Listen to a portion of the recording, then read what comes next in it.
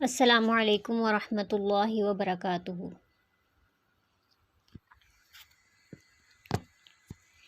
نحمده ونصلی علی رسولہ الکریم، اما بعد، اعوذ باللہ من الشیطان الرجیم، بسم اللہ الرحمن الرحیم۔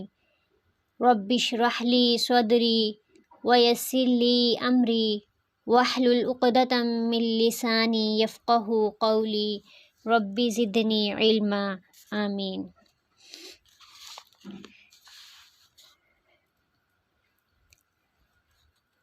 اللہ سبحانہ و تعالیٰ نے قرآن مجید عربی میں نازل کیا، اس لیے اس کی عربی میں تلاوت کرنا باعث ثواب ہے۔ ہر حرف پر 10 نیکیوں کا وعدہ ہے۔ اللہ نے قرآن مجید پڑھنے والوں کو ایسی کامیاب تجارت کی خوشخبری دی ہے جس میں کسی قسم کا کوئی نقصان نہیں ہے۔ ان الذین یتلون کتاب اللہ واقاموا الصلاة وانفقوا مما رزقناہم سرا وعلانیۃ یرجون تجارۃ لن تبور۔ جو لوگ اللہ کی کتاب کی تلاوت کرتے ہیں اور نماز قائم کرتے ہیں، اور جو کچھ ہم نے انہیں رزق دیا ہے اس میں سے کھلے اور چھپے خرچ کرتے ہیں، یقیناً وہ ایسی تجارت کی امید رکھتے ہیں جس میں کوئی بھی خسارہ نہیں ہوگا۔ قیام اللیل میں قرآن کی تلاوت کرنا، یعنی تراویح میں قرآن مجید پڑھنا اور سننا باعث شفاعت ہے۔ عبداللہ بن عمر رضی اللہ عنہ روایت کرتے ہیں کہ رسول اللہ صلی اللہ علیہ وسلم نے فرمایا، روزہ اور قرآن قیامت کے دن بندے کے لیے سفارش کریں گے۔ روزہ کہے گا، اے میرے رب، میں نے اس بندے کو کھانے پینے اور اپنی خواہش پوری کرنے سے روکا، لہٰذا اس کے بارے میں میری سفارش قبول فرما۔ قرآن کہے گا، اے میرے رب، میں نے اس بندے کو رات کو سونے سے روکے رکھا، لہٰذا اس کے بارے میں میری سفارش قبول فرما۔ چنانچہ دونوں کی سفارش قبول کی جائے گی۔ سبحان اللہ۔ یعنی قرآن کی تلاوت زیادہ سے زیادہ اس مہینے میں کریں تاکہ یہ ہمارے لیے سفارش کا باعث بنے۔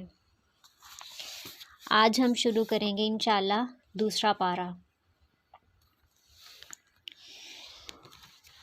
اعوذ باللہ من الشیطان الرجیم، بسم اللہ الرحمن الرحیم۔ سيقول السفهاء من الناس ما ولاهم عن قبلتهم التي كانوا عليها قل لله المشرق والمغرب يهدي من يشاء إلى صراط مستقيم۔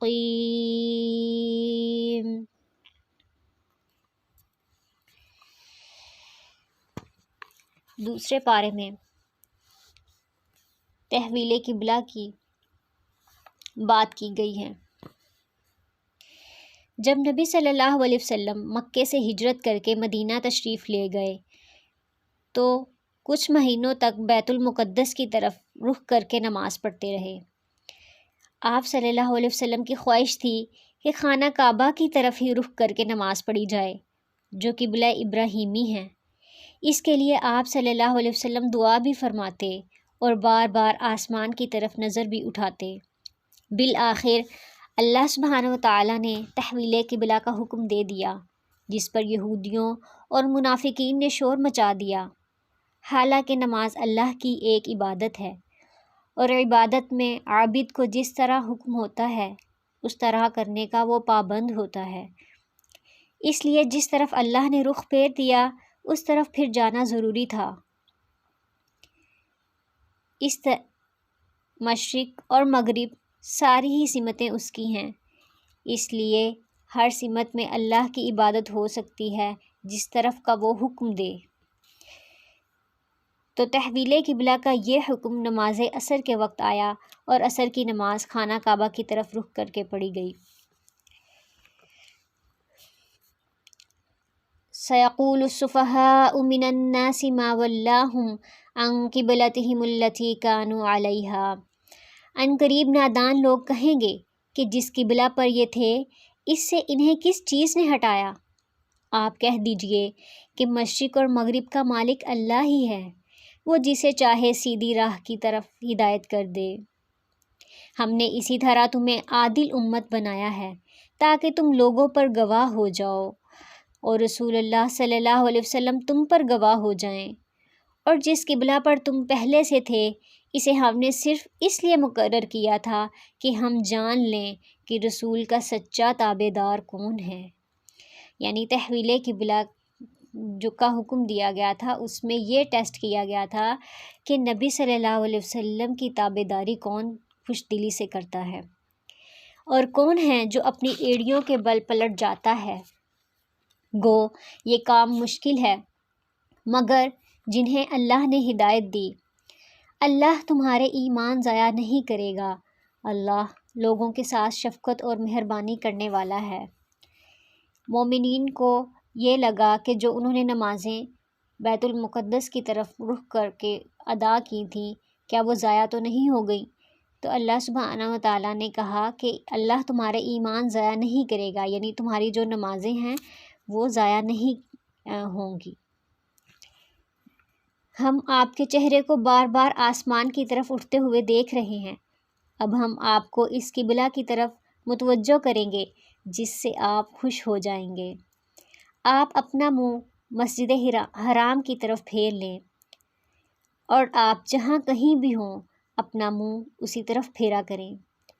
اہل کتاب کو اس بات کے اللہ کی طرف سے برحق ہونے کا قطعی علم ہے اور اللہ ان اعمال سے غافل نہیں جو یہ کرتے ہیں۔ اور آپ اگرچہ اہل کتاب کو تمام دلیلیں دے دیں لیکن وہ آپ کے قبلے کی پیروی نہیں کریں گے اور نہ آپ ان کے قبلے کو ماننے والے ہیں، کیونکہ یہود تو مخالفت کی وجہ سے نہیں مانیں گے اور نبی صلی اللہ علیہ وسلم وحی الہی کے پابند ہیں، اس لیے آپ صلی اللہ علیہ وسلم کو جب اللہ کی طرف سے ایسا حکم نہیں ملے گا تو آپ ان کی بات کیوں مانیں گے؟ اور نہ یہ آپس میں ہی ایک دوسرے کے قبلے کو ماننے والے ہیں۔ یہود کا قبلہ صخرہ بیت المقدس اور عیسائیوں کا بیت المقدس کی شرقی جانب ہے، تو جب یہ اہل کتاب کے دونوں گروہ اپنے ہی ایک قبلے پر متفق نہیں تو وہ مسلمانوں سے کیوں توقع کرتے ہیں کہ وہ ان کے معاملے میں موافقت کریں گے؟ اور اگر آپ اس کے باوجود کہ آپ کے پاس علم آ چکا پھر بھی ان کی خواہشوں کے پیچھے لگ جائیں تو بالیقین آپ بھی ظالموں میں سے ہو جائیں گے۔ جنہیں ہم نے کتاب دی ہے تو اسے ایسا پہچانتے ہیں جیسے کوئی اپنے بچوں کو پہچانتا ہے، ان کی ایک جماعت حق کو پہچان کر پھر چھپاتی ہے۔ یعنی یہود کو علم تھا کہ نبی صلی اللہ علیہ وسلم اللہ کے سچے نبی ہیں، اس کے باوجود بھی وہ ضد کی بنا پر ان کی بات نہیں مانتے تھے۔ آپ کے رب کی طرف سے یہ سراسر حق ہے، خبردار آپ شک کرنے والوں میں سے نہ ہوں۔ ہر شخص ایک نہ ایک طرف متوجہ ہو رہا ہے، تم سب نیکیوں کی طرف بڑھو۔ جہاں کہیں بھی تم ہوگے اللہ تمہیں لے آئے گا۔ فاستبقوا الخیرات اینما تکونوا یأت بکم اللہ جمیعا ان اللہ علی کل شیء قدیر۔ جہاں کہیں بھی تم ہوگے اللہ تمہیں لے آئے گا، اللہ ہر چیز پر قادر ہے۔ آپ جہاں سے بھی نکلیں اپنا منہ نماز کے لیے مسجد حرام کی طرف کر لیا کریں، یہی حق ہے آپ کے رب کی طرف سے، اور جو کچھ تم کر رہے ہو اللہ اس سے بے خبر نہیں۔ اور جس جگہ سے آپ نکلیں اپنا منہ مسجد حرام کی طرف پھیر لیں، اور جہاں کہیں تم ہو اپنے چہرے اسی طرف کر لیا کریں، تاکہ لوگوں کی کوئی حجت تم پر باقی نہ رہ جائے سوائے ان لوگوں کے جنہوں نے ان میں سے ظلم کیا۔ فلا تخشوہم واخشونی، تو تم ان سے نہ ڈرو اور مجھ سے ہی ڈرو، تاکہ تم پر میں اپنی نعمت پوری کروں، اور اس لیے بھی کہ تم راہ راست پاؤ۔ جس طرح ہم نے تمہیں میں سے رسول بھیجا جو ہماری آیتیں تمہارے سامنے تلاوت کرتا ہے اور تمہیں پاک کرتا ہے اور تمہیں کتاب و حکمت اور وہ چیزیں سکھاتا ہے جن سے تم بے علم تھے۔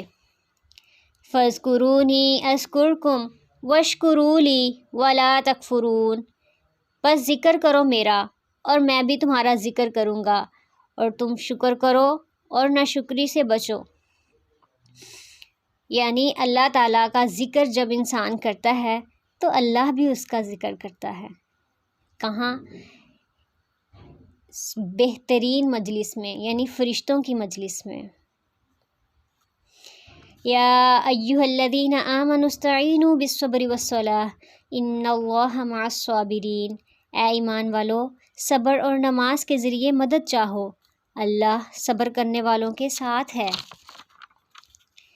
اور اللہ کی راہ میں شہید ہونے والوں کو مردہ مت کہو، وہ زندہ ہیں لیکن تم ان کو سمجھتے نہیں، یعنی شہداء کو مردہ نہ کہنا ان کے اعزاز و تکریم کے لیے ہے، اور یہ زندگی برزخ کی زندگی ہے جسے ہم سمجھنے سے قاصر ہیں۔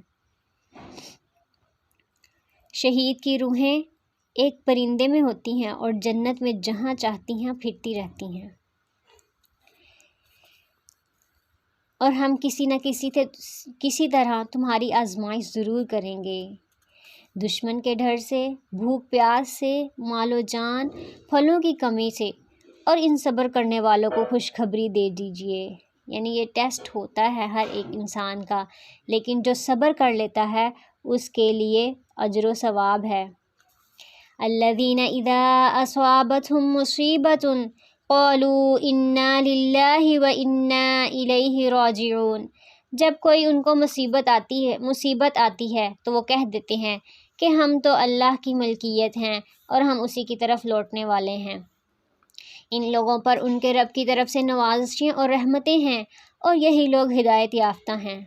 بے شک صفا اور مروہ اللہ کی نشانیوں میں سے ہیں، اس لیے بیت اللہ کا حج اور عمرہ کرنے والے پر ان کا طواف کر لینے میں بھی کوئی گناہ نہیں، اور اپنی خوشی سے بھلائی کرنے والوں کا قدردان اللہ سبحانہ و تعالیٰ ہے، اور اللہ خوب جاننے والا ہے، اور اللہ قدردان ہے۔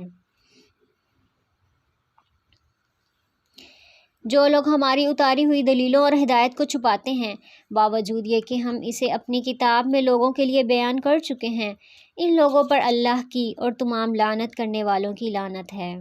مگر وہ لوگ جو توبہ کر لیں اور اصلاح کر لیں اور بیان کر دیں تو میں ان کی توبہ قبول کر لیتا ہوں، اور میں توبہ قبول کرنے والا اور رحم کرنے والا ہوں۔ بے شک جو لوگ کفار اپنے کفر میں ہی مر جائیں ان پر اللہ کی، فرشتوں کی اور تمام لوگوں کی لعنت ہے، جس میں یہ ہمیشہ رہیں گے۔ ان سے عذاب ہلکا نہیں کیا جائے گا اور نہ ہی انہیں ڈھیل دی جائے گی۔ وَإِلَٰهُكُمْ إِلَٰهٌ وَاحِدٌ لَا إِلَٰهَ إِلَّا هُوَ الرَّحْمَٰنُ الرَّحِيمُ، تم سب کا معبود ایک ہی معبود ہے، اس کے سوا کوئی معبود برحق نہیں، وہ بہت رحم کرنے والا اور بڑا مہربان ہے۔ آسمانوں اور زمین کی پیدائش، رات دن کا ہیر پھیر، کشتیوں کا لوگوں کو نفع دینے والی چیزوں کو لیے ہوئے سمندروں میں چلنا، آسمان سے پانی اتارنا، مردہ زمین کو زندہ کرنا، اس میں ہر قسم کے جانوروں کو پھیلا دینا، ہواؤں کے رخ بدلنا، اور بادل جو آسمان اور زمین کے درمیان مسخر ہیں، ان سب چیزوں میں عقل رکھنے والوں کے لیے بہت نشانیاں ہیں۔ بعض لوگ ایسے بھی ہیں جو اللہ کے شریک اوروں کو ٹھہرا کر ان سے ایسی محبت رکھتے ہیں جیسی محبت اللہ سے ہونی چاہیے، یعنی اللہ سے محبت سب سے زیادہ ہونی چاہیے، لیکن وہ ان لوگوں سے اس سے بھی زیادہ محبت کرتے ہیں جتنی اللہ سے کرنی چاہیے۔ اور ایمان والوں کا حال کیا ہے؟ وَالَّذِينَ آمَنُوا أَشَدُّ حُبًّا لِلَّهِ، اور ایمان والے اللہ کی محبت میں بہت شدید ہوتے ہیں۔ کاش مشرک لوگ جانتے کہ جب اللہ کے عذاب کو دیکھ لیں گے کہ تمام طاقت اللہ ہی کو ہے اور اللہ سخت عذاب دینے والا ہے۔ جب پیشوا لوگ اپنے تابع داروں سے بیزار ہو جائیں گے اور عذاب کو اپنی آنکھوں سے دیکھ لیں گے اور سارے رشتے ناطے ٹوٹ جائیں گے اور تابع دار فالوورز کہنے لگیں گے کاش ہم دنیا کی طرف دوبارہ جائیں اور تو ہم بھی ان سے ایسے ہی بیزار ہو جائیں جیسے یہ ہم سے ہیں۔ یعنی اتنی بیزاری ہوگی اس وقت فالوورز کو کہ ہم نے کیسے لیڈرز کو فالو کیا، کہ ہم دوبارہ دنیا میں جائیں تو ہم ان سے بیزاری دکھائیں جس طرح یہ آج ہم سے بیزاری دکھا رہے ہیں اور ہماری کسی معاملے میں کوئی بھی مدد نہیں کر رہے۔ لیکن کیا ہوگا؟ کچھ بھی نہیں۔ اسی طرح اللہ انہیں ان کے اعمال دکھائے گا، یعنی اس وقت صرف اعمال دیکھنے کا وقت ہوگا، عمل کا وقت نہیں۔ ان کو حسرت دلانے کو یہ ہرگز جہنم سے نکلنے والے نہیں، تو حسرت ہوگی ان پر اپنے اعمال دیکھ کر، لیکن وہ کچھ نہیں کر سکیں گے۔ اے لوگو، زمین میں جتنی بھی حلال اور پاکیزہ چیزیں ہیں انہیں کھاؤ اور پیو اور شیطانی راہ پر نہ چلو، وہ تمہارا کھلا دشمن ہے۔ وہ تو تمہیں صرف برائی اور بے حیائی کا اور اللہ پر ان باتوں کے کہنے کا حکم دیتا ہے جن کا تمہیں علم نہیں، اور ان سے جب کبھی کہا جاتا ہے کہ اللہ کی اتاری ہوئی کتاب کی تابع داری کرو، یعنی جب قرآن کی طرف بلایا جاتا ہے کہ قرآن کو فالو کرو، تو کیا کہتے ہیں؟ تو جواب دیتے ہیں کہ ہم تو اس طریقے کی پیروی کریں گے جس پر ہم نے اپنے باپ دادوں کو پایا، یعنی یہ تو ہماری روایتیں ہیں، یہ تو بڑی پیچھے سے ہماری چلتی آ رہی ہیں، ہم تو اس کی ہی مانیں گے۔ اللہ سبحانہ وتعالیٰ کیا فرماتے ہیں؟ اَوَلَوْ كَانَ آبَاؤُهُمْ لَا يَعْقِلُونَ شَيْئًا وَلَا يَهْتَدُونَ، خواہ ان کے باپ دادے بے عقل اور گم کردہ راہی ہوں۔ اور کفار کی مثال ان جانوروں کی طرح ہے جو اپنے چرواہے کی صرف پکار اور آواز ہی سنتے ہیں، اور وہ بہرے، گونگے اور اندھے ہیں، انہیں عقل نہیں، یعنی ان کو آواز، جو ہدایت کی آواز ہے، جو قرآن کی آواز ہے، ان کو سمجھ نہیں آتی، بس انہیں ایک لگتا ہے کہ ایک ساؤنڈ ہے، ایک آواز ہے، اور اس کو سمجھ نہیں آ سکتی۔ وہ اصل میں بہرے، گونگے، اندھے نہیں ہیں، لیکن کیا ہے؟ وہ ان ہدایات سے بہرے، گونگے، اندھے ہیں۔ اے ایمان والو، جو پاکیزہ چیزیں ہم نے تمہیں دے رکھی ہیں انہیں کھاؤ اور پیو اور اللہ کا شکر ادا کرو، اگر تم اسی کی عبادت کرتے ہو، یعنی کھا پی کر اللہ کا شکر ادا کرنا بھی عبادت ہے۔ تم پر مردہ اور بہا ہوا خون اور سور کا گوشت اور ہر وہ چیز جس پر اللہ کے سوا دوسروں کا نام پکارا گیا ہو حرام ہے۔ پھر جو مجبور ہو جائے اور وہ حد سے بڑھنے والا اور زیادتی کرنے والا نہ ہو، اس پر ان کے کھانے میں کوئی گناہ نہیں، اللہ بہت بخشنے والا مہربان ہے۔ بے شک جو لوگ اللہ کی اتاری ہوئی کتاب چھپاتے ہیں اور اسے تھوڑی تھوڑی قیمت پر بیچتے ہیں، یقین مانو کہ یہ اپنے پیٹ میں آگ بھر رہے ہیں، قیامت کے دن اللہ ان سے بات بھی نہ کرے گا اور نہ انہیں پاک کرے گا، بلکہ ان کے لیے دردناک عذاب ہے۔ یہ وہ لوگ ہیں جنہوں نے گمراہی کو ہدایت کے بدلے اور عذاب کو مغفرت کے بدلے خرید لیا ہے۔ یہ لوگ آگ کا عذاب کتنا برداشت کرنے والے ہیں۔ ان عذابوں کا باعث یہی ہے کہ اللہ نے سچی کتاب اتاری اور اس کتاب میں اختلاف کرنے والے یقیناً دور کے شک میں ہیں۔ ساری اچھائی مشرق اور مغرب کی طرف منہ کرنے میں ہی نہیں، یعنی صرف قبلہ پر ہی نہ لڑائی ہونی چاہیے، یعنی ساری نیکی یہ نہیں ہے کہ انسان کسی ایک طرف رخ کر کے بیٹھ جائے، بلکہ نیکی کیا ہے، اچھا شخص کون ہے؟ وہ جو اللہ پر، قیامت کے دن پر، فرشتوں پر، کتاب اللہ پر، نبیوں پر ایمان رکھنے والا ہو، جو مال سے محبت کرنے کے باوجود قرابت داروں، یتیموں، مسکینوں، مسافروں، سوال کرنے والوں کو دے، غلاموں کو آزاد کرے، نماز کی پابندی اور زکوٰۃ کی ادائیگی دے، ادائیگی کرے، جب وعدہ کرے تب اسے پورا کرے، تنگ دستی، دکھ درد اور لڑائی کے وقت صبر کرے۔ یہی سچے لوگ ہیں اور یہی پرہیزگار ہیں۔ اے ایمان والو، تم پر مقتولوں کو قصاص کا لینا فرض کر دیا گیا ہے۔ آزاد کے بدلے آزاد، غلام کے بدلے غلام اور عورت کے بدلے عورت، یعنی جس کسی کو اس کے بھائی کی طرف سے کچھ معافی دے دی جائے اسے بھلائی کی اتباع کرنی چاہیے اور آسانی کے ساتھ دیت ادا کرنی چاہیے۔ تمہارے رب کی طرف سے یہ تخفیف اور رحمت ہے۔ اس کے بعد بھی جو سرکشی کرے اسے دردناک عذاب ہوگا۔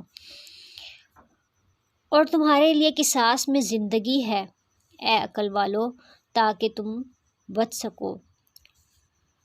تم پر فرض کر دیا گیا ہے کہ جب تم میں سے کوئی مرنے لگے اور مال چھوڑ جائے تو اپنے ماں باپ اور قرابت داروں کے لیے اچھائی کے ساتھ وصیت کر جائے۔ پرہیزگاروں پر یہ حق اور ثابت ہے۔ اب جو شخص اسے سننے کے بعد بدل دے اس کا گناہ بدلنے والے پر ہی ہوگا، اور واقعی اللہ سننے والا اور جاننے والا ہے۔ ہاں، جو شخص وصیت کرنے والے کی جانبداری یا گناہ کی وصیت کر دینے سے ڈرے بس وہ ان میں آپس میں اصلاح کرا دے تو اس پر کوئی گناہ نہیں۔ اللہ بخشنے والا اور مہربان ہے۔ یا ایھا الذین آمنوا کتب علیکم الصیام کما کتب علی الذین من قبلکم لعلکم تتقون۔ اے ایمان والو، تم پر روزے رکھنا فرض کیا گیا جس طرح تم سے پہلے لوگوں پر فرض کیے گئے تھے تاکہ تم تقوی اختیار کرو۔ یہ آیت روزے کی فرضیت کے بارے میں نازل ہوئی ہے۔ روزہ، جس کے شرعی معنی ہے صبح صادق سے لے کر غروب آفتاب تک کھانے پینے اور جنسی خواہشات سے رکنا اللہ کی رضا کے لیے۔ ایام معدودات، گنتی کے چند ہی دن ہیں، لیکن تم میں سے جو شخص بیمار ہو یا سفر میں ہو تو وہ اور دنوں میں گنتی کو پورا کر لے اور اس کی طاقت رکھنے والے فدیہ میں ایک مسکین کو کھانا دیں۔ پھر جو شخص نیکی میں سبقت کرے وہ اسی کے لیے بہتر ہے، لیکن تمہارے حق میں بہتر کام روزے رکھنا ہی ہے اگر تم علم والے ہو۔ شہر رمضان الذی انزل فیہ القرآن ھدی للناس وبینات من الھدی والفرقان۔ رمضان کا مہینہ وہ ہے جس میں قرآن اتارا گیا۔ یہ رمضان کو جو فضیلت ملی ہے وہ اس قرآن کی وجہ سے ملی ہے جو لوگوں کو ہدایت کرنے والا ہے اور جس میں ہدایت کی اور حق و باطل کی تمیز کی نشانیاں ہیں۔ تم میں سے جو شخص اس مہینہ کو پائے اسے روزہ رکھنا چاہیے۔ ہاں، جو بیمار ہو یا مسافر ہو اسے دوسرے دنوں میں یہ گنتی پوری کرنی چاہیے۔ اللہ کا ارادہ تمہارے ساتھ آسانی کا ہے، سختی کا نہیں۔ وہ چاہتا ہے کہ تم گنتی پوری کر لو اور اللہ کی دی ہوئی ہدایت پر اس کی بڑائیاں بیان کرو اور اس کا شکر ادا کرو۔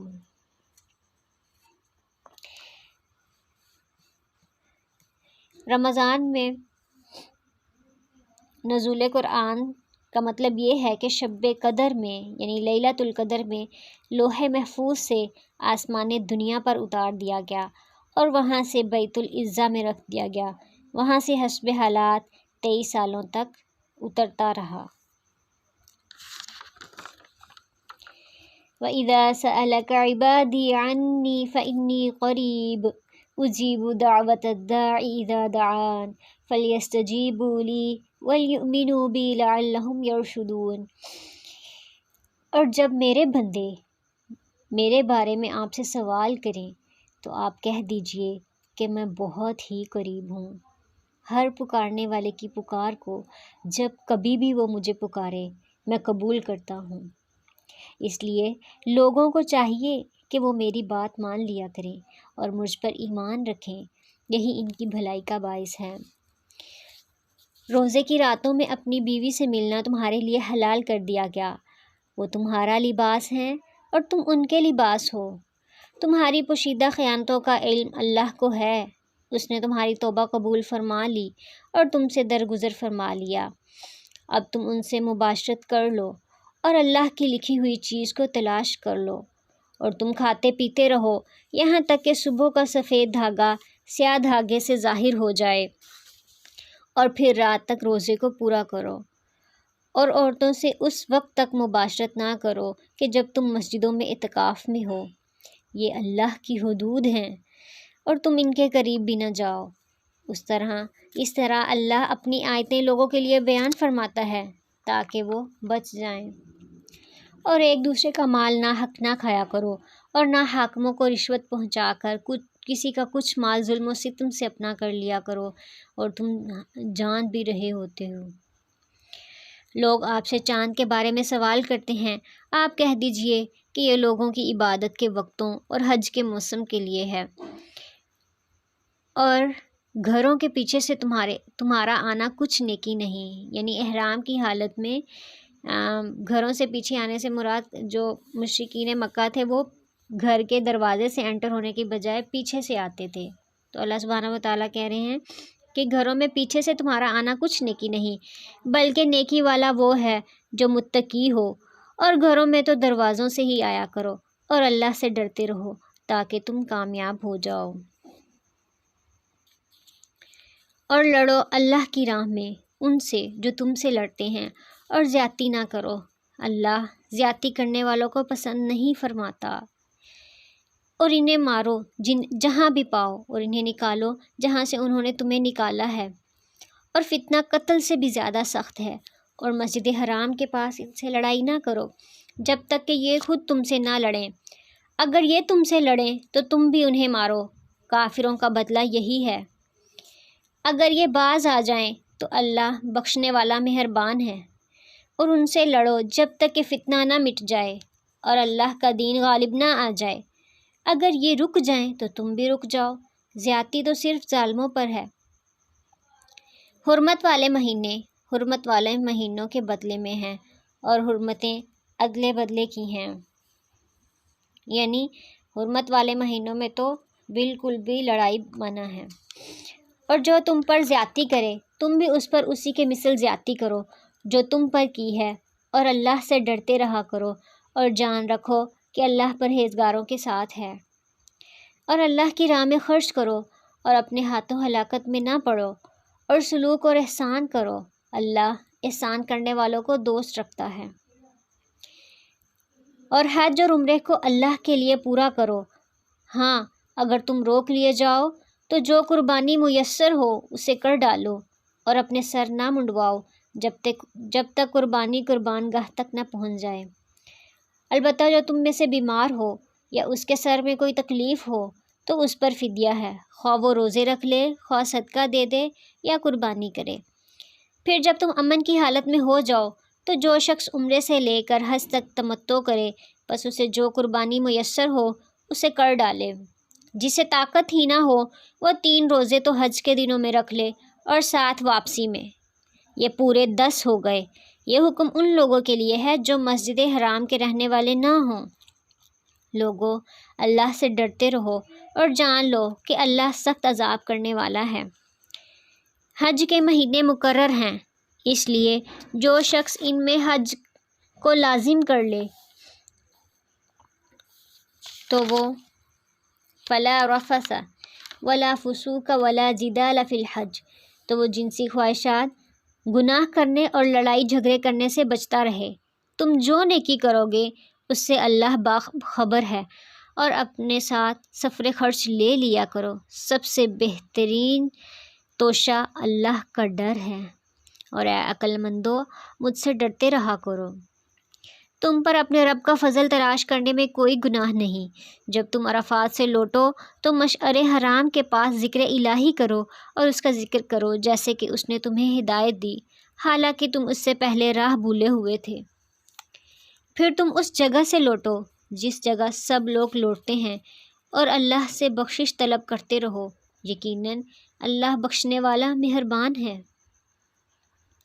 پھر جب تم ارکان حج ادا کر چکو، اللہ کا ذکر کرو جس طرح تم اپنے باپ دادوں کا ذکر کرتے تھے، بلکہ اس سے بھی زیادہ۔ بعض لوگ وہ بھی ہیں جو کہتے ہیں، اے ہمارے رب ہمیں دنیا میں دے، ایسے لوگوں کا آخرت میں کوئی حصہ نہیں۔ اور بعض لوگ وہ کیا کہتے ہیں، ربنا آتنا فی الدنیا حسنۃ وفی الآخرۃ حسنۃ وقنا عذاب النار، اے ہمارے رب ہمیں دنیا میں بھی نیکی دے، یعنی اعمال خیر کی توفیق، یعنی دنیا ہی طلب نہیں کرتے بلکہ نیکی کی توفیق بھی طلب کرتے ہیں۔ اور نبی صلی اللہ علیہ وسلم یہ دعا کثرت سے پڑھتے تھے، اور طواف کے دوران بھی نبی صلی اللہ علیہ وسلم یہ والی دعا پڑھتے تھے، جو کہتے ہیں اے ہمارے رب ہمیں دنیا میں نیکی دے اور آخرت میں بھی بھلائی عطا فرما، اور ہمیں عذاب جہنم سے بھی نجات دے۔ یہ وہ لوگ ہیں جن کے لیے ان کے اعمال کا حصہ ہے، اور اللہ جلد حساب لینے والا ہے۔ وَاذْكُرُوا اللَّهَ فِي أَيَّامٍ مَّعْدُودَاتٍ، اور اللہ کی یاد ان گنتی کے چند دنوں میں کرو۔ 2 دن کی جلدی کرنے والوں پر بھی کوئی گناہ نہیں، اور جو پیچھے رہ جائیں اس پر بھی کوئی گناہ نہیں۔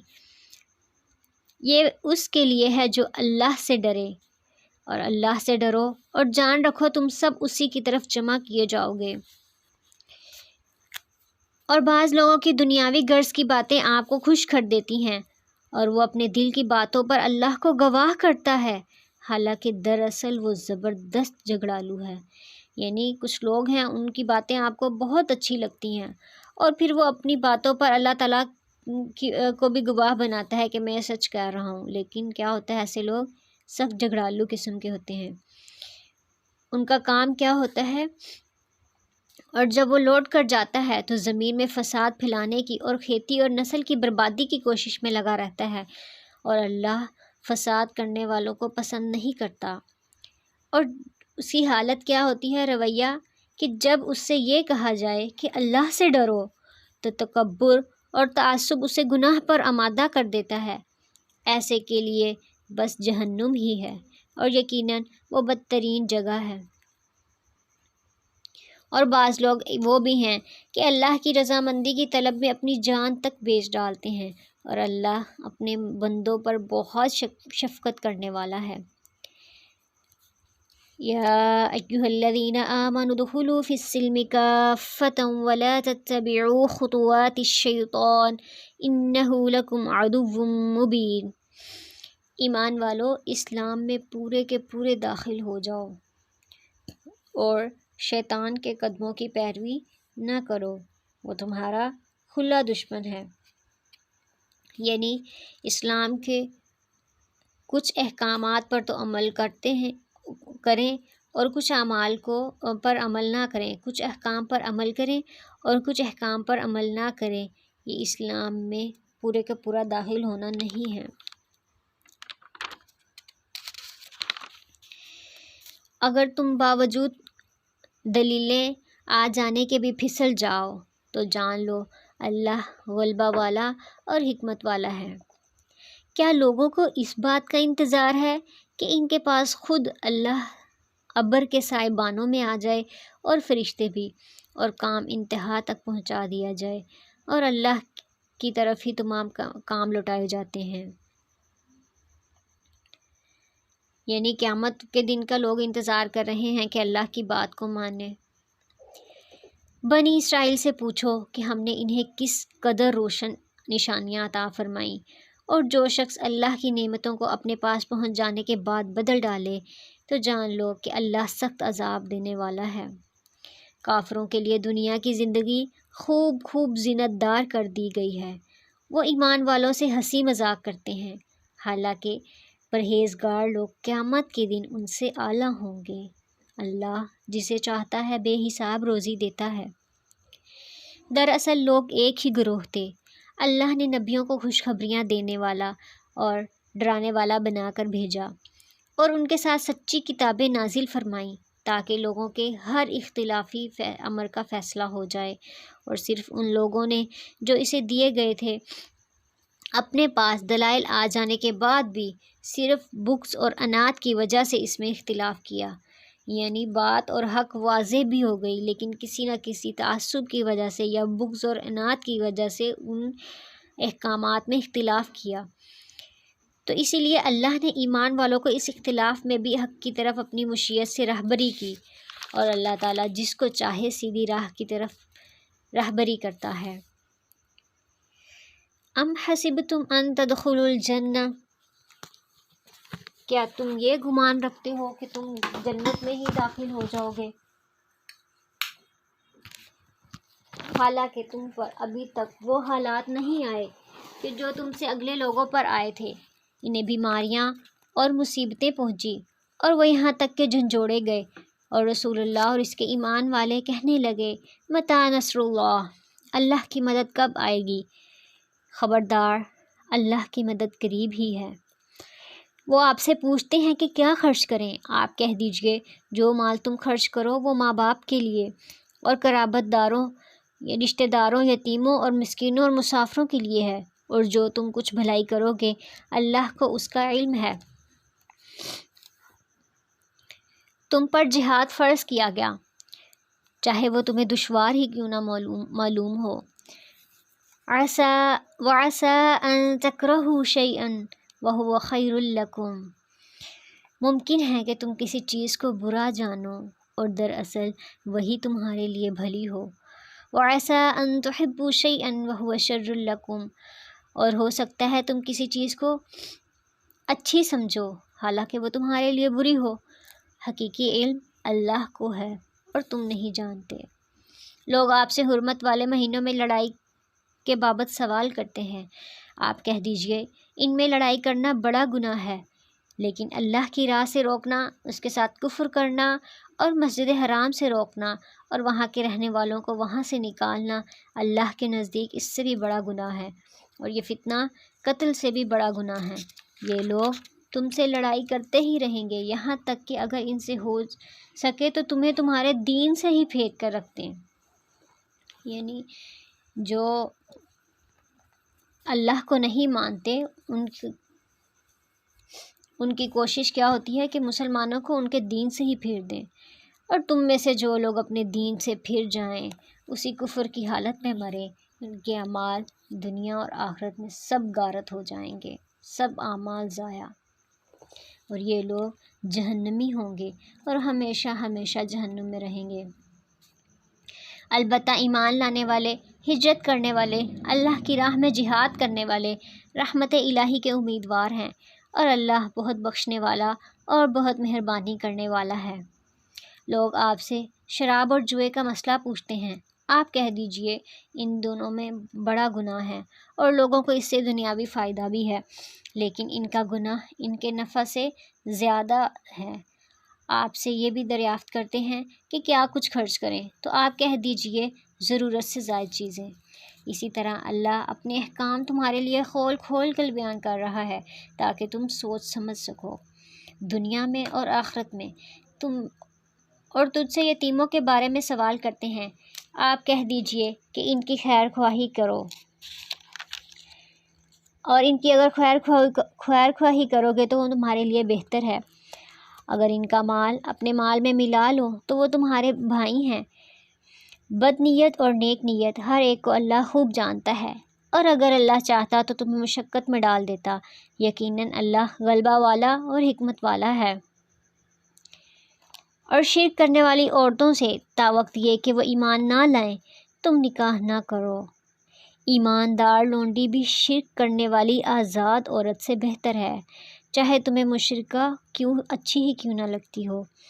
اور نہ شرک کرنے والے مردوں کے نکاح میں اپنی عورتوں کو دو جب تک کہ وہ ایمان نہ لے آئیں۔ ایماندار غلام آزاد مشرک سے بہتر ہے، گو مشرک تمہیں اچھا ہی لگے۔ یہ لوگ جہنم کی طرف بلاتے ہیں اور اللہ جنت کی طرف اور اپنی بخشش کی طرف اپنے حکم سے بلاتا ہے۔ وہ اپنی آیتیں لوگوں کے سامنے کھول کھول کر بیان کرتا ہے تاکہ وہ نصیحت حاصل کر سکیں۔ آپ سے حیض کے بارے میں سوال کرتے ہیں، کہہ دیجئے وہ گندگی ہے، حالت حیض میں عورتوں سے الگ رہو، اور جب تک کہ وہ پاک نہ ہو جائیں تو ان کے قریب نہ جاؤ، یعنی جسمانی تعلق قائم نہ کرو۔ ہاں، جب وہ پاک ہو جائیں تو ان کے پاس جاؤ جہاں سے اللہ نے تمہیں اجازت دی ہے، یعنی صرف اللہ توبہ کرنے والوں اور پاک رہنے والوں کو پسند فرماتا ہے۔ تمہاری بیویاں تمہاری کھیتیاں ہیں، اپنی کھیتیوں میں جس طرح چاہو آؤ اور اپنے لیے نیک اعمال آگے کر کے بھیجو، اور اللہ سے ڈرتے رہا کرو اور جان رکھو کہ تم اس سے ملنے والے ہو، اور ایمان والوں کو خوشخبری سنا دیجیے۔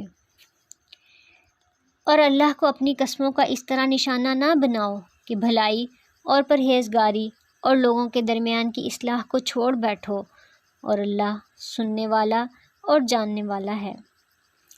اللہ تمہاری ان قسموں پر نہیں پکڑے گا جو پختہ نہیں ہوں گی، ہاں اس کی پکڑ اس چیز پر ہے جو تمہارے دلوں کا فعل ہو، یعنی اگر اللہ کی پکی قسم کھائی ہے دل سے تو اس پر مواخذہ ہے، اور اللہ بخشنے والا اور بردبار ہے۔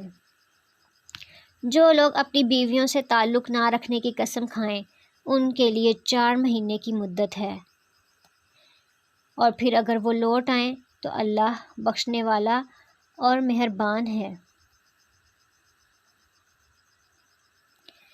اور اگر طلاق کا ہی قصد کر لیں تو اللہ سننے والا اور جاننے والا ہے۔ طلاق والی عورتیں اپنے آپ کو 3 حیض تک روکے رکھیں۔ انہیں حلال نہیں کہ اللہ نے ان کے رحم میں جو پیدا کیا ہے اسے چھپائیں۔ اگر انہیں اللہ پر اور قیامت کے دن پر ایمان ہو، ان کے خاوند اس مدت میں انہیں لوٹا لینے کے پورے حقدار ہیں اگر ان کا ارادہ اصلاح کا ہو، اور عورتوں کے بھی ویسے ہی حقوق ہیں جیسے ان پر مردوں کے ہیں، یعنی بھلائی کے ساتھ۔ ہاں مردوں کو عورتوں پر فضیلت ہے اور اللہ غالب ہے، حکمت والا ہے۔ طلاق دینا 2 مرتبہ ہے، یا تو پھر اچھائی سے روک لینا، اچھے طریقے سے روک لینا، یا پھر عمدگی کے ساتھ چھوڑ دینا ہے، اور تمہیں حلال نہیں کہ تم نے انہیں جو دے دیا ہے اس میں سے کچھ بھی واپس لو۔ اور ہاں یہ اور بات ہے کہ دونوں اللہ کی حدیں قائم نہ رکھنے کا خوف رکھیں۔ اس لیے اگر تمہیں ڈر ہو کہ یہ دونوں اللہ کی حدیں قائم نہ رکھ سکیں گے تو عورت رہائی پانے کے لیے کچھ دے ڈالے، یعنی خلا لے سکتی ہے، اس میں دونوں پر کوئی گناہ نہیں، یہ اللہ کی حدود ہیں، خبردار ان سے آگے نہ بڑھنا، اور جو لوگ اللہ کی حدوں سے تجاوز کر جائیں وہ ظالم ہیں۔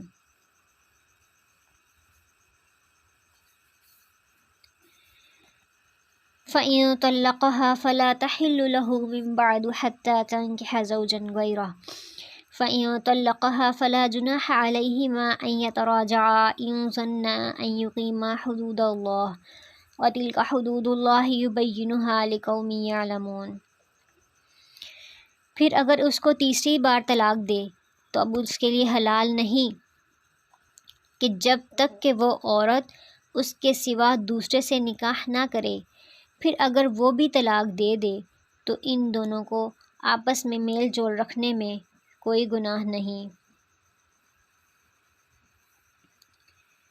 یعنی تیسری طلاق کے بعد اب خاوند نہ رجوع کر سکتا ہے اور نہ نکاح کر سکتا ہے۔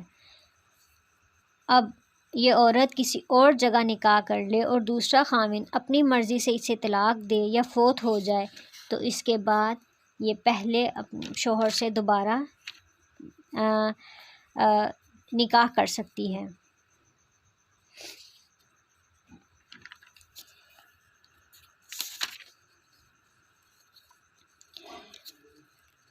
بشرط یہ کہ یہ جان لیں کہ اللہ کی حدوں کو قائم رکھ سکیں گے، یہ اللہ کی حدود ہیں جنہیں وہ جاننے والوں کے لیے بیان کر رہا ہے۔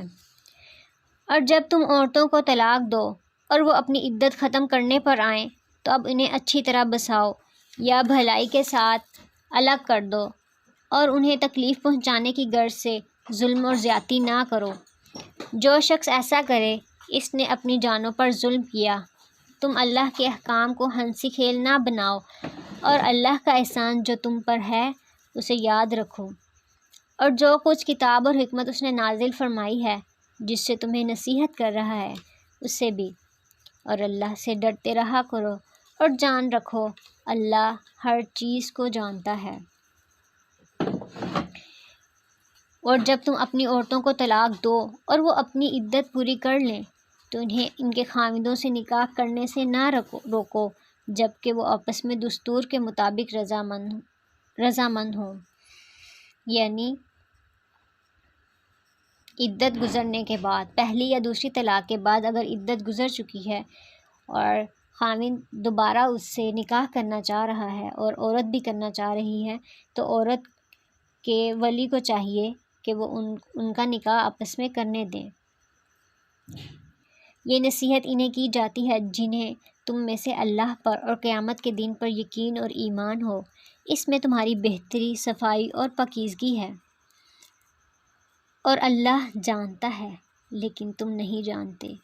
یعنی یہ ساری ان احکامات میں جو حکمتیں ہیں وہ اللہ سبحانہ و تعالیٰ بہتر جانتے ہیں کہ انسان کے حق میں کیا چیز بہتر ہے۔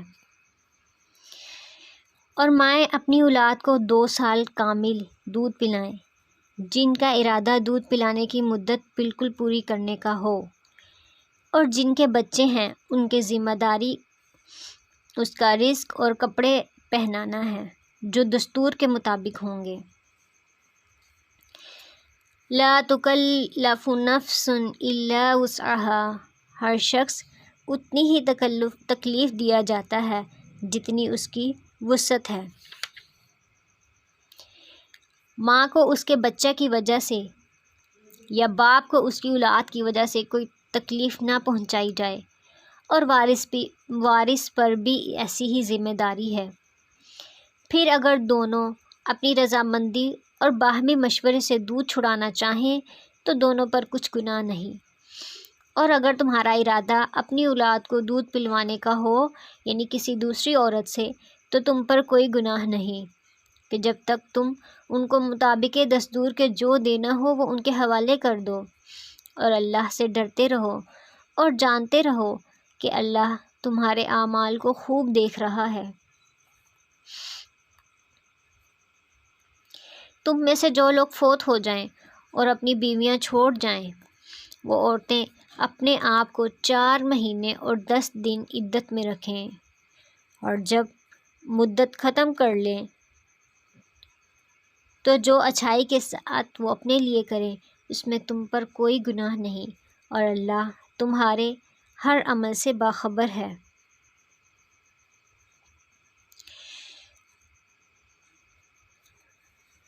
وَلَا جُنَاحَ عَلَيْكُمْ فِيمَا عَرَّضْتُمْ بِهِ مِنْ خِطْبَةِ النِّسَاءِ أَوْ أَكْنَنْتُمْ فِي أَنفُسِكُمْ، تم پر اس میں کوئی گناہ نہیں کہ تم اشارتاً ان عورتوں سے نکاح کی بات کرو یا اپنے دل میں پوشیدہ ارادہ رکھو، اللہ کو علم ہے۔ تم ضرور ان کو یاد کرو گے لیکن تم ان سے پوشیدہ وعدے نہ کر لو۔ ہاں یہ اور بات ہے کہ تم بھلی بات بول دو۔ اور عقد نکاح جب تک عدت ختم نہ ہو جائے پختہ نہ کرو، اور جان رکھو کہ اللہ تمہارے دلوں کی باتوں کو جاننے والا ہے، تم اس سے خوف کھاتے رہا کرو، اور یہ بھی جان رکھو کہ اللہ بخشش والا اور حلم والا ہے۔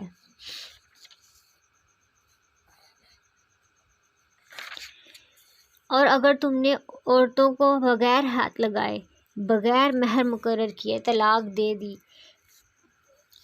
تو تم پر کوئی گناہ نہیں، یعنی نکاح ہوا اور رخصتی کے بغیر ہی طلاق دے دی تو انہیں کچھ نہ کچھ فائدہ دو، خوشحال اپنے اندازے سے اور تنگدست اپنی طاقت کے مطابق دستور کے مطابق اچھا فائدہ دے، اور یہ بھلائی کرنے والوں پر لازم ہے۔ اور اگر تم نے عورتوں کو اس سے پہلے طلاق دی کہ تم نے انہیں ہاتھ لگایا اور تم نے ان کا مہر بھی مقرر کیا تھا تو مقررہ مہر کا آدھا مہر دے دو، اور یہ بات اور ہے کہ وہ خود معاف کر دیں یا وہ شخص معاف کر دے جس کے ہاتھ میں نکاح کی گرہ ہے۔ تمہارا معاف کر دینا تقویٰ سے بہت نزدیک ہے، اور آپس کی فضیلت اور بزرگی کو فراموش نہ کرو، یقیناً اللہ تمہارے اعمال کو دیکھ رہا ہے۔ حافظوا علی الصلوات والصلاة الوسطی وقوموا للہ قانتین، اور نمازوں کی حفاظت کرو، بالخصوص درمیان والی نماز کی، اور اللہ کے لیے با ادب ہو کر کھڑے رہا کرو۔ یعنی یہ تمام معاملات کے ساتھ ساتھ اللہ کو نہیں بھولیں، اور اللہ کو یاد رکھنے کا بہترین طریقہ نماز ہے، اور نماز کی بھی حفاظت کرنی ہے، یعنی نماز کو اس کے اول وقت میں پڑھنا، وضو کی شرائط، وضو کے ارکان، ان سب کا خیال رکھنا، اور پھر اس کے علاوہ اپنے لباس کا خیال رکھنا، یہ سب چیزیں ہیں جو کہ نماز کے لیے ضروری ہیں۔ اور درمیان والی نماز سے مراد عصر کی نماز ہے، صلاۃ الوسطیٰ۔ اور اگر تمہیں خوف ہو تو پیدل ہی صحیح یا سوار ہی صحیح، ہاں جب امن ہو جائے تو اللہ کا ذکر کرو، جس طرح اس نے تمہیں اس بات کی تعلیم دی جسے تم نہیں جانتے تھے۔ جو لوگ تم میں سے فوت ہو جائیں اور بیویاں چھوڑ جائیں، وہ وصیت کر جائیں کہ ان کی بیویاں سال بھر تک فائدہ اٹھائیں، انہیں کوئی نہ نکالے۔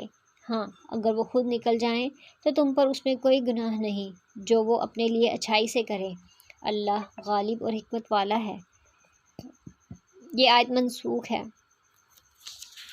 یعنی جو عدت گزارنی ہے بیوہ کی عدت، وہ ابھی پچھلی آیت میں پڑھی ہے کہ 4 مہینے 10 دن ہیں۔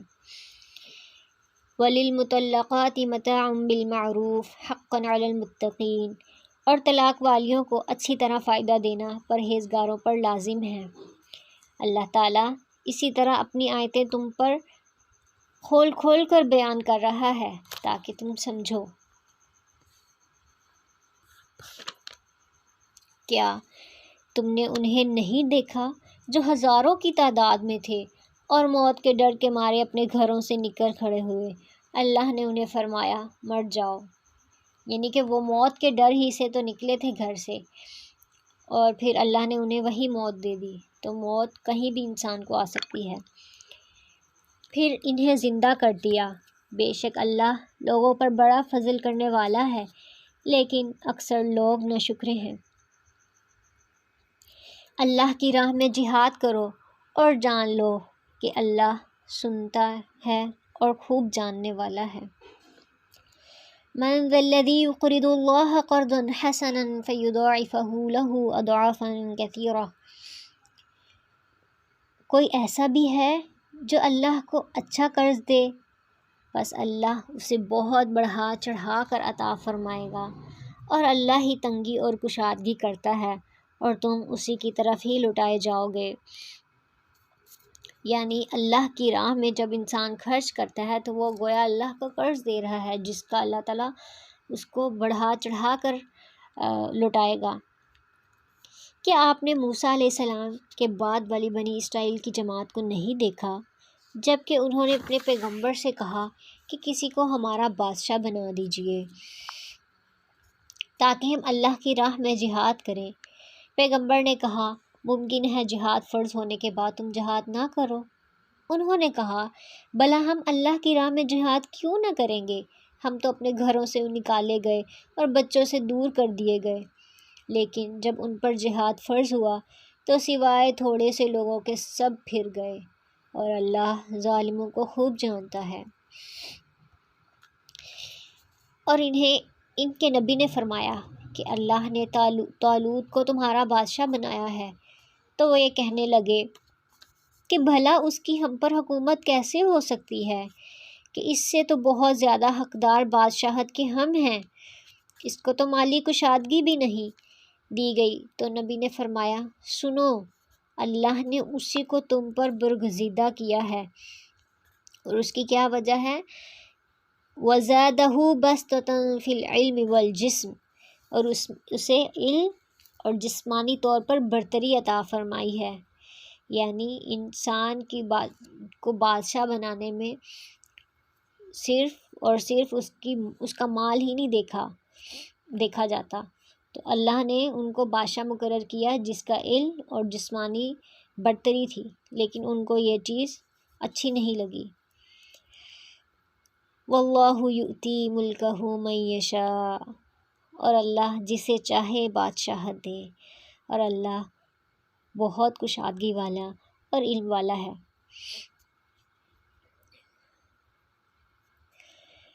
وقال لهم نبيهم إن آية ملكه أن يأتيكم التابوت فيه سكينة من ربكم وبقية مما ترك آل موسى وآل هارون تحمله الملائكة إن في ذلك لآية لكم إن كنتم مؤمنين۔ ان کے نبی نے انہیں پھر یہ کہا کہ اس کی بادشاہت کی ظاہری نشانی یہ ہے کہ تمہارے پاس وہ صندوق آ جائے گا جس میں تمہارے رب کی طرف سے دل جمی ہے، یعنی سکینت ہے، اور آل موسیٰ اور آل ہارون کا بقیہ ترکہ ہے، فرشتے اسے اٹھا کر لائیں گے۔ یقیناً یہ تو تمہارے لیے کھلی دلیل ہے اگر تم ایمان والے ہو۔ کیونکہ بنی اسرائیل اس تبرک کے لیے اس کی طرف رجوع کرتے تھے، اور یہ تابوت حضرت موسیٰ اور ہارون کے اس میں تبرکات تھے، اور یہ تابوت ان کے دشمن ان سے چھین کر لے گئے تھے، تو اللہ نے نشانی کے طور پر یہ تابوت فرشتوں کے ذریعے سے طالوت کے دروازے پر پہنچا دیا، جسے دیکھ کر بنو اسرائیل خوش بھی ہوئے اور اسے طالوت کی بادشاہی کے لیے اللہ کی نشانی بھی سمجھا، اور اسے اللہ نے ایک فتح اور سکینت کا سبب بھی بتایا۔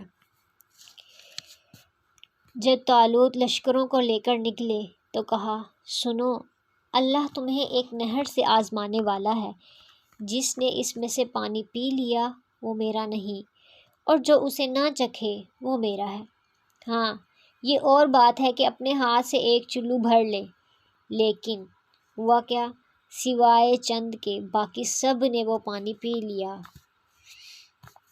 اور پھر کیا ہوا کہ طالوت مومنین سمیت جب نہر سے گزر گئے تو وہ یہ کہنے لگے کہ آج تو ہم میں طاقت ہی نہیں کہ جالوت اور اس کے لشکروں سے لڑیں۔ لیکن اللہ کی ملاقات پر یقین رکھنے والوں نے کہا کہ بعض اوقات چھوٹی اور تھوڑی جماعتیں بڑی اور بہت سی جماعتوں پر اللہ کے حکم سے غلبہ پا لیتی ہیں، اور اللہ صبر کرنے والوں کے ساتھ ہے۔ جب ان کا جالوت اور اس کے لشکر سے مقابلہ ہوا تو انہوں نے دعا مانگی، ربنا افرغ علینا صبرا وثبت اقدامنا وانصرنا علی القوم الکافرین۔ اے ہمارے رب، ہمیں صبر عطا کر ہمیں ثابت قدمی دے اور کافر قوم پر ہماری مدد فرما۔ چنانچہ اللہ کے حکم سے انہوں نے جالوتیوں کو شکست دے دی، اور داؤد علیہ السلام کے ہاتھوں جالوت قتل ہوا، اور اللہ نے داؤد کو بادشاہت اور حکمت اور جتنا کچھ چاہا علم بھی عطا فرمایا۔ اور اگر اللہ بعض لوگوں کو بعض سے دفع نہ کرتا تو زمین میں فساد پھیل جاتا، لیکن اللہ دنیا والوں پر بڑا فضل و کرم کرنے والا ہے۔ یعنی ایک لشکر دوسرے لشکروں کے ہاتھوں میں جب قتل ہوتا ہے، یعنی سرکش لوگ جب قتل ہوتے ہیں تو کیا ہوتا ہے کہ زمین میں فساد میں کمی آ جاتی ہے، اور یہ اللہ کا دنیا والوں پر بڑا فضل ہے۔ تِلْکَ آیاتُ اللہِ نَتْلُوهَا عَلَيْکَ بِالْحَقِّ وَإِنَّکَ لَمِنَ الْمُرْسَلِینَ۔ یہ اللہ کی آیات ہیں جنہیں ہم حقانیت کے ساتھ آپ پر پڑھتے ہیں، بالیقین آپ رسولوں میں سے ہیں۔ یعنی یہ گزشتہ واقعات جو آپ صلی اللہ علیہ وسلم پر نازل کردہ کتاب کے ذریعے سے دنیا کو معلوم ہو رہے ہیں، اے محمد صلی اللہ علیہ وسلم، یقیناً یہ آپ کی رسالت اور صداقت کی ہی دلیل ہیں، کیونکہ آپ صلی اللہ علیہ وسلم نے یہ نہ کسی کتاب میں پڑھے ہیں اور نہ کسی سے سنے ہیں کہ یہ غیب کی وہ خبریں ہیں جو بذریعہ وحی اللہ آپ پر نازل فرما رہا ہے۔ تو یہ سب سے بڑی دلیل ہے نبی صلی اللہ علیہ وسلم کے رسول ہونے کی۔ الحمدللہ ہمارا دوسرا پارہ بھی مکمل ہوا۔ انشاءاللہ 30 پارے اللہ سبحانہ وتعالیٰ ثابت قدمی دے اور ان پر عمل کرنے کی توفیق عطا فرمائے۔ سبحانک اللہم و بحمدک، اشہد ان لا الہ الا انت، استغفرک و اتوب الیک۔ آمین۔ السلام علیکم ورحمۃ اللہ۔